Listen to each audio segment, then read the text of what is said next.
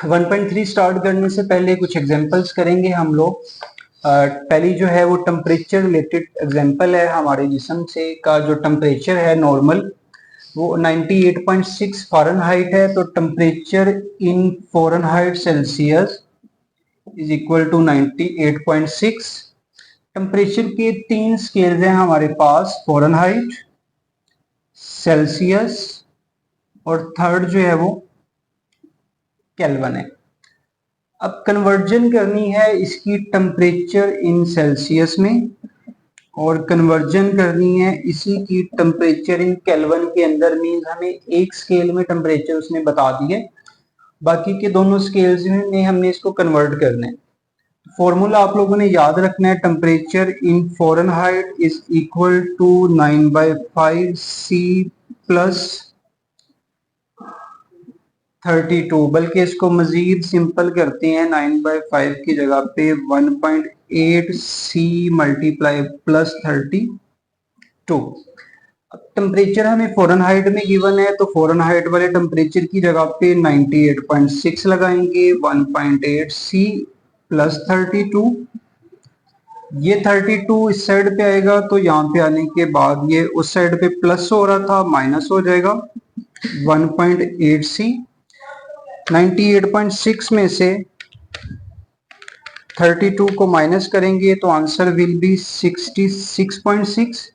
ये 1.8 वहां पे मल्टीप्लाई था, इधर आएगा तो डिवाइड हो जाएगा इक्वल टू C। इसको डिवाइड करते हैं 1.8 से, तो temperature in Celsius is equal to 37। हमारा फर्स्ट आंसर आ गया। अब सेकंड केल्विन में जाने के लिए क्या करते हैं, ये भी चीज याद रखनी है कि when at 0 Celsius temperature in kelvin is equal to 273 Kelvins. तो at 0 Celsius is equal to 273 Kelvins. तो सेल्सियस से जब भी केल्विन में जाना है तो आपने सेल्सियस में टेम्परेचर इन सेल्सियस प्लस 273 उसमें ऐड कर देने हैं। तो 37 प्लस 273 दोनों को ऐड करते हैं, then plus 273 is equal to 310। So temperature in kelvin is equal to 310। Next है प्रॉफिट और लॉस के क्वेश्चंस हैं हमारे पास। तो प्रॉफिट और लॉस क्या होता है, इससे पहले हम टर्म्स को समझते हैं, cost price and selling price. So cost price क्या होती है, प्राइस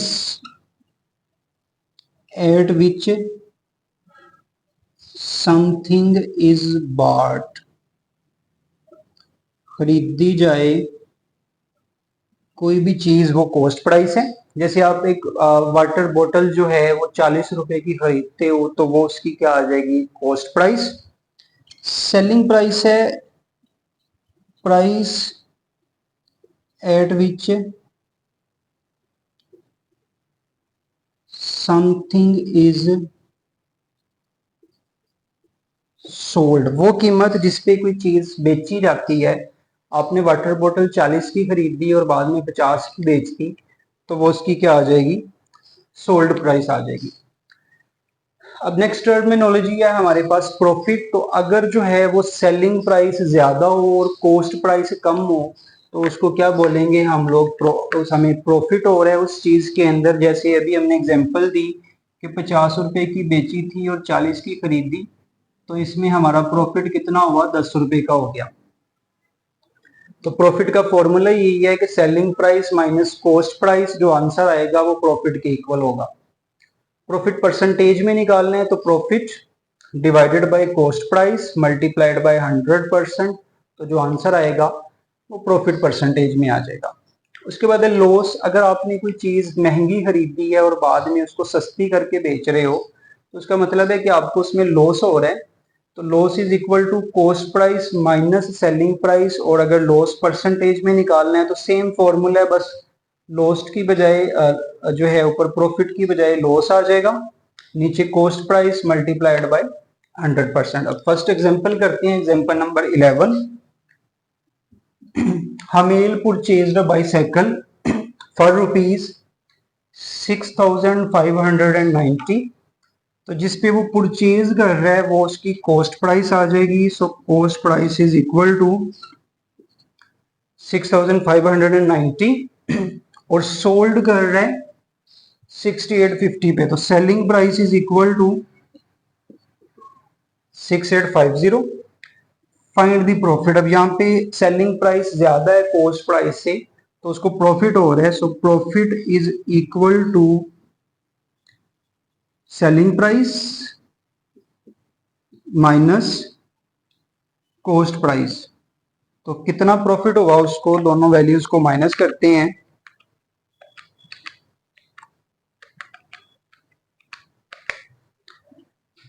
तो प्रॉफिट इज इक्वल टू 260। लेकिन हमने प्रॉफिट तो फाइंड नहीं करना था, हमने प्रॉफिट परसेंटेज फाइंड करनी थी। तो प्रॉफिट परसेंटेज वाला formula, so profit percentage is equal to profit divided by cost price multiply by 100%। Profit था 260, कॉस्ट प्राइस थी उसकी 6,590 मल्टीप्लाई बाय 100%। सो पहले दोनों वैल्यूज को मल्टीप्लाई कर लेते हैं।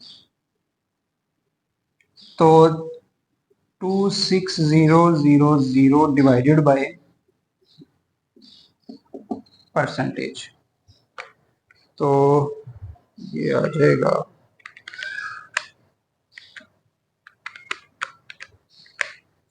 Answer is equal to 3.94%। जी example number 12। Umer bought a book for ₹850। तो जिस कीमत पे बुक को खरीदा गया है वो 850 है। सो cost price is 850 and sold it for 720। तो सेलिंग प्राइस जो है वो 720 है। अब चूंकि कॉस्ट प्राइस ज्यादा है और सेलिंग प्राइस कम है तो उसको लॉस हो रहा है। यहाँ पे लॉस परसेंटेज में निकालना है हमने,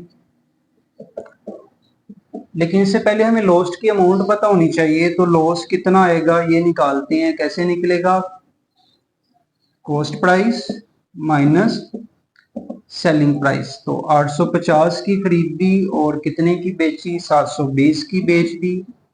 तो 130 रुपए का लॉस हो गया उसको।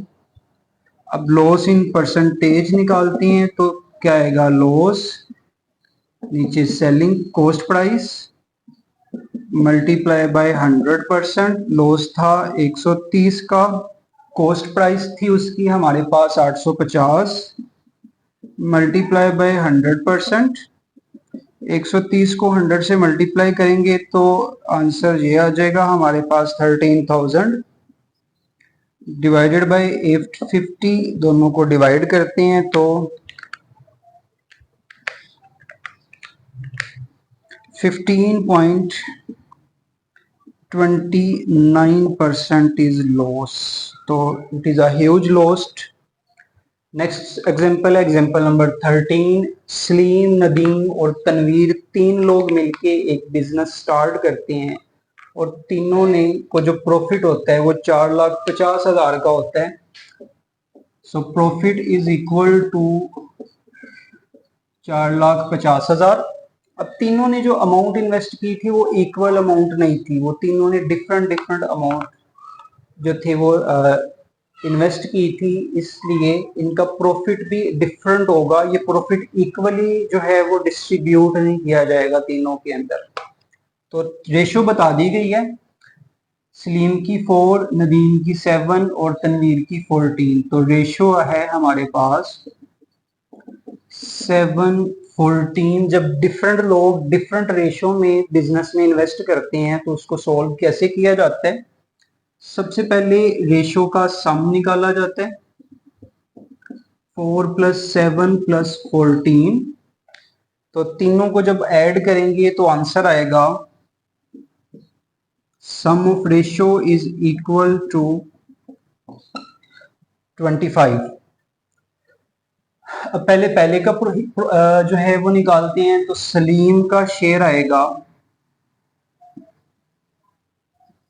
सलीम जो था वो 4 जो है वो कंट्रीब्यूट कर रहा था। तो रेशो निकालने के लिए यही आती है कि ratio divided by sum of ratio multiply by total profit की अमाउंट। तो वो थी 4,50,000। इनको मल्टीप्लाई करते हैं पहले, ऊपर वाली दोनों को, फिर जो आंसर आएगा उसको 25 पे डिवाइड कर देंगे हम लोग। 4 मल्टीप्लाई 450,000।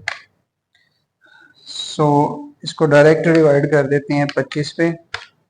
तो सलीम को जो मिलेंगे पैसे वो 72,000 मिलेंगे। इसी तरह सलीम के बाद नदीम का शेयर। तो नदीम का शेयर था, नदीम 7 जो है वो इन्वेस्ट कर रहा था। नीचे सम ऑफ रेशो 25 मल्टीप्लाइड बाय 4,50,000। तो 4,50,000 को पहले 7 से मल्टीप्लाई करेंगे, जो आंसर आएगा उसको 25 पे डिवाइड कर देंगे। तो जो नदीम को शेयर मिल रहा है वो 1,26,000 मिल रहा है। लास्ट पे तनवीर रह गया।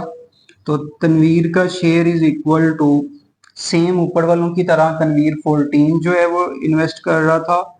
सम ऑफ रेशो 25 मल्टीप्लाई 3,50,000। 3,50,000 को 14 से मल्टीप्लाई करेंगे, जो आंसर आएगा फिर उस आंसर को 25 पे डिवाइड करेंगे। तो तनवीर को मिलेंगे